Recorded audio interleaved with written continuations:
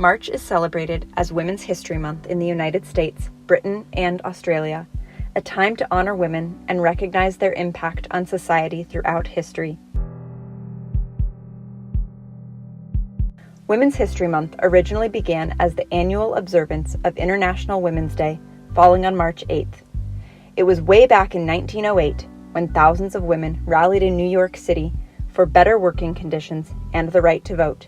That gathering led to a bigger event when suffragists and women's rights groups gathered for the first International Women's Day in 1909. By 1911, women in other countries had joined the movement and began marching in honor of International Women's Day. In the United States, the observance came to the fore in the late 1970s when a feminist group in Santa Rosa, California, noticed a lack of women's achievements being taught in school curriculums. The group of women set out to change that. Their voices would eventually reach the White House. Their timing coincided with a formal worldwide recognition of International Women's Day by the United Nations in 1975. 2 years later, the World Organization deemed it an international holiday. The movement grew, leading President Jimmy Carter to establish a National Women's History Week beginning on March 8, 1980. States started to recognize and honor women throughout the whole month.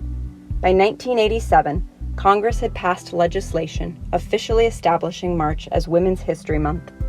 History is filled with trailblazers, both men and women, in the fight for equality in the United States. Suffragists like Susan B. Anthony and Elizabeth Cady Stanton fighting for women's right to vote.